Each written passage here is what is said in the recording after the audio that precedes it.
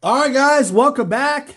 Happy Finance Friday. If you guys are going to be in Vegas next week for MagicCon Las Vegas, celebrating 30 years of Magic from the 21st of September to the 25th, I will be there.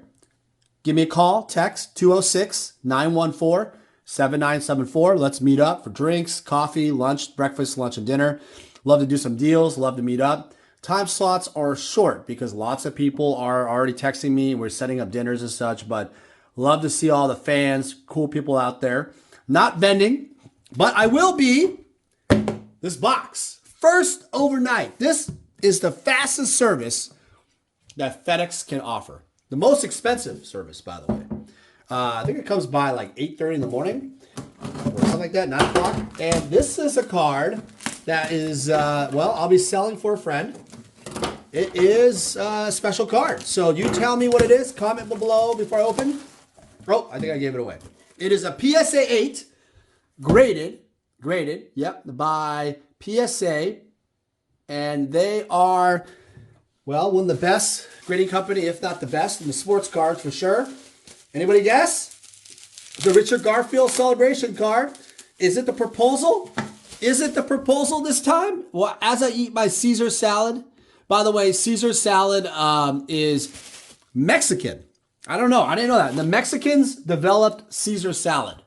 And this one happens to be from Don Juan's. Oh, shit. I just dropped a bunch of. Oh, man. My fork. You got that on camera. That's great. This is from Don Juan's Kitchen in Tenino, Washington. I swear, guys, if you ever are in Washington State, in Seattle area, drive like 80 miles south. I'm telling you. So this place is the best Mexican food you will ever have. All right, here it is. I'll be holding this around at, there it is, MagicCon 2023 next week. All right, hold on a second. Let me get this. It's better lighting. All right, and I got another fork. All right, here it is, guys. The Splendid Genesis PSA 8 by Richard Garfield. It's a celebration of his first child. I love this painting by Monique Terrifay. I think there's a relationship there. I don't know what their friendship is and such. This card is approximately 110 ever created. This card is plagued with edge wear. It's the most difficult card. You'll never find a PSA 10 or a BGS 9.5 because the edge on this side is always cut badly. I don't know what they did or whatever they did. They just did not do a good job.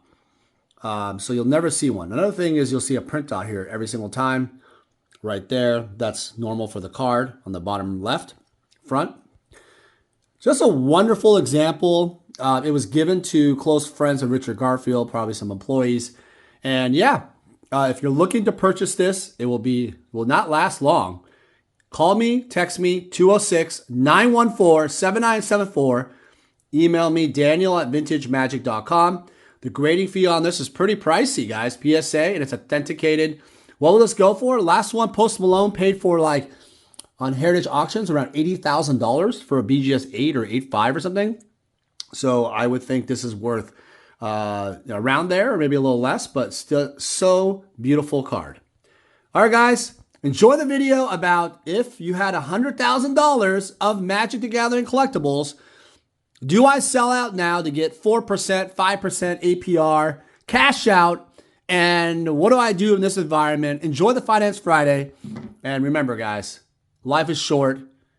Enjoy it. Vintage Magic. Game, collect, invest. For more information about our consulting and professional services, visit vintagemagic.com.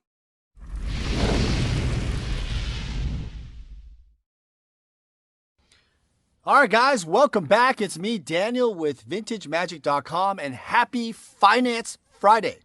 All right, so before we start the video, this is the MagicCon weekend badge. There's a little gingerbread cookie guy, lady out there.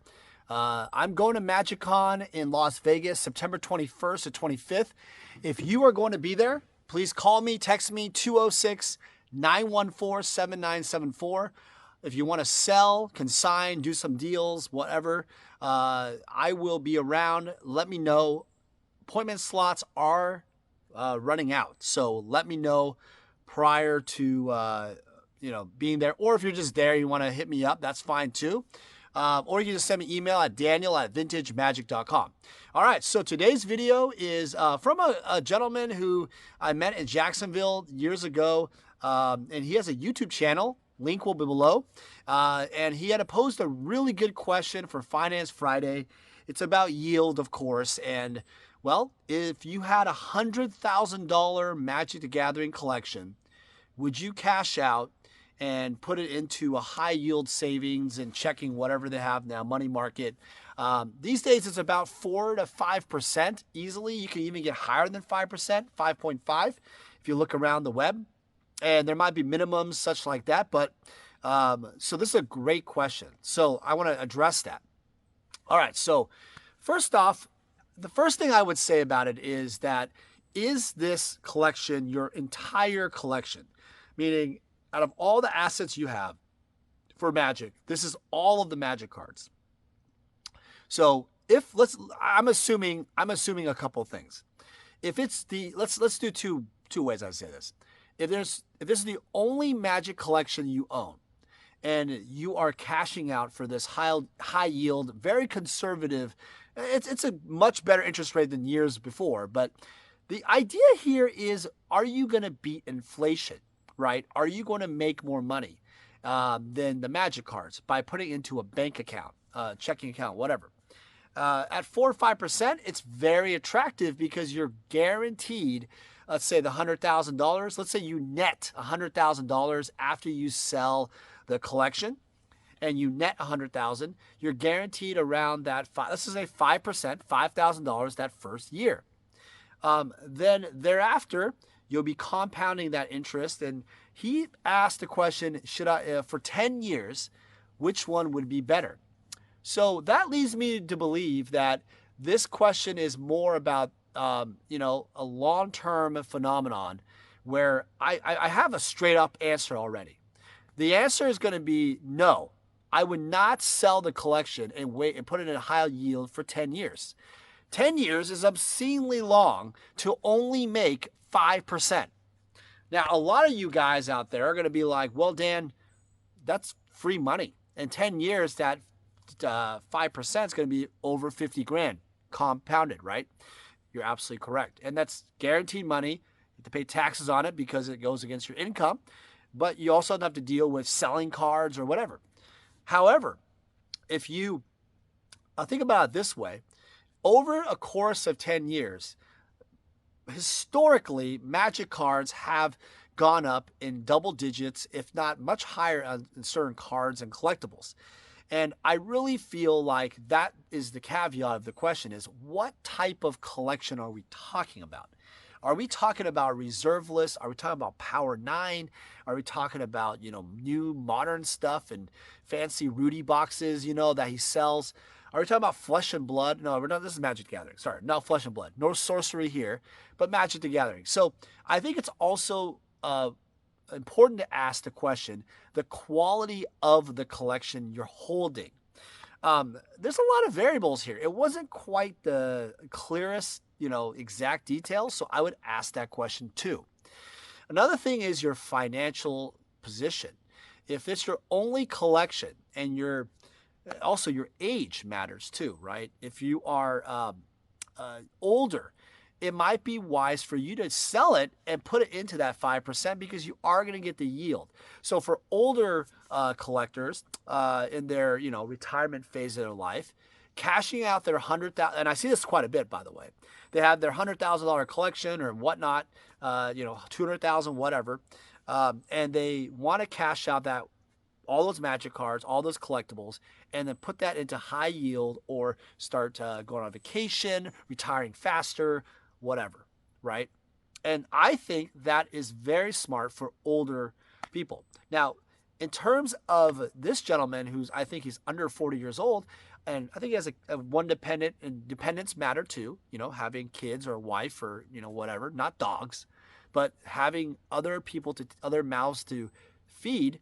You have to consider, the level of risks. And I'm kind of talking like a financial advisor here, because that's actually what this is. It's just a financial numbers game. So my preference, though, if you're like in his age category, around 70, not 70, but under 40 years old, I probably would keep the collection if you're talking about 10 years. Now, here's what's interesting. If you sell the collection in today's market, which is still relatively high compared to other years, you could take that cash, put it into high yield for right now, but you'll be liquid. You'll be very liquid and ready to go to purchase collections when they go down. That's right. I've been preaching about this for years. I think people should consider selling their collections, rebuying them at lower prices, or reinvesting their cash to rebuy more collections, grade cards, etc. Make more equity into your portfolio. And then you have the ability to choose, hey, I have $100,000 in a high yield, but I also have real estate. I have bonds, I don't know, sorcery, flesh and blood, MetaZoo, whatever, right? So you have a range of collectibles. So you have the ability to have all this different, pillars, as I say, as if you imagine like the Parthenon or the Pantheon, right?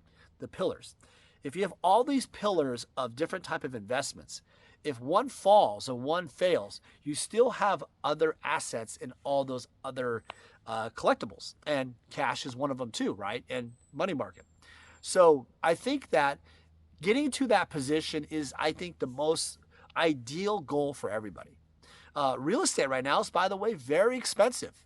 Very expensive. Interest rates are all-time high. People aren't selling crap because the inventories are low, because you can't really move into another house, because selling your house, you would probably get a decent price, not as high as before. But the other thing is that the inventory to buy it is very low. You may not find the right house. And then on top of that, the interest rates are just crazy high. So there's not a lot of upside for real estate right now with cash to use.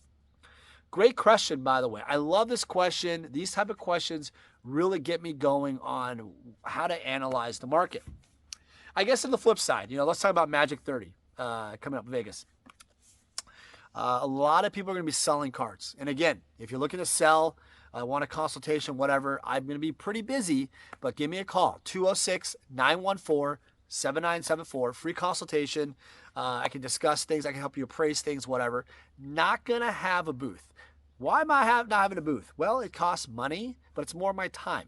My time is more valuable randomly going to different people, talking to different people on the strip, away from the convention center, of course. We're not doing deals on the convention center. Not going to get in trouble for that. Those people pay for their booth. You go to them if you want to deal with them there, but I'm always off the strip. Lots of other dealers, backpack dealers, investors are off the strip, on the strip or other hotels. And the thing is, it's always good to shop around, get knowledge, and you never know. I pay very aggressively for top quality cards, top quality items, older stuff, but I don't deal with any of the newer stuff, right? So I found that my time over the years, especially being older now, I'm 43, it's just, I feel more enjoyment with the camaraderie. I've been meeting lots of cool friends and clients I haven't seen for a while, some of which I only see probably once or twice a year. So that makes it a really more of a nostalgic, kind of like a club, right, of friends where you haven't seen for a long time. And you have to do a lot of fun dinners and just activities and just want to hang out together. So, now that we're all married and have kids and such, it's a great time to get together. Some of you guys might argue and be like, well, Dan, I mean, all these other card shops, they're grinding it away. You're missing out on all the deals and such. I can understand that in some way, but at the same time, there's also massive amount of competition on the gaming floor. So the other thing is also, most importantly, is also, other than friends, is flexibility. That gives me an opportunity to do a lot of deals and relationship building with clients that you wouldn't be able to do at a show. For example, at shows, I've done GP Vegas before in the past when it's called GP Vegas, not Magic Festivals or MagicCon. When Rudy was around, we had tables. We would, I'd be able to talk to some clients here and there, buy deals, etc. But I found that I was stuck at the booth, and really some of the largest deals I've ever done were not even at the show. It was either after the fact or, like grabbing dinner or food or drinks or, afterwards and at the hotel room and just kind of chatting, relaxing. So that's something I've realized. The flexibility is huge at the show. All right, guys. Well, this entire week until I up to GP Vegas, I'm going to have pretty much a video every single day. I'm going to try to give you some content about what to do to prepare for Magic 30, what to expect, things that, I look for. And I hope you guys enjoy the content. I am running quite a bit of eBay auctions from now till Magic 30, so enjoy those auctions. I hope you guys bid on them, win some items for your collection. And I really hope, if you guys have any other topics at all you guys want me to talk about, please post it below. All right, guys, thanks again. And please check out that guy's website or his YouTube channel. And have a great weekend. Be safe. Hey everyone, it's me, Daniel with VintageMagic.com. I want to share with you more about how we handle consignments. So to begin the consignment process, we actually need to start with the consultation service. In this consultation, I will determine what you're looking to do. And generally, consigners usually tell me, hey Dan, I'm looking to sell my items and maximize the value of their collection. After we determine through the consultation, I usually like to do an appraisal process. And an appraisal process in terms of a consignment is more fitted towards authenticity and valuation for current market values. From there, after a contract is crafted and signed, we will then receive the items from you. The reason why our consignment process is very thorough is we also identify cards that could be graded so then they can maximize higher dollar values. So the payment process is very simple. Once we have sold your items, you'll get an updated ledger and we will process payment for whatever form of payment you need. As a consigner, you're gonna experience our white glove service. What that means is I'm gonna personally handle your collectibles from beginning to end. And rest assured, the client that purchases your collectibles will also receive the same white glove service. It's a signature service that I really pride myself on in working closely with my clients. Vintage Magic. Game, collect, invest. For more information about our consulting and professional services, visit vintagemagic.com.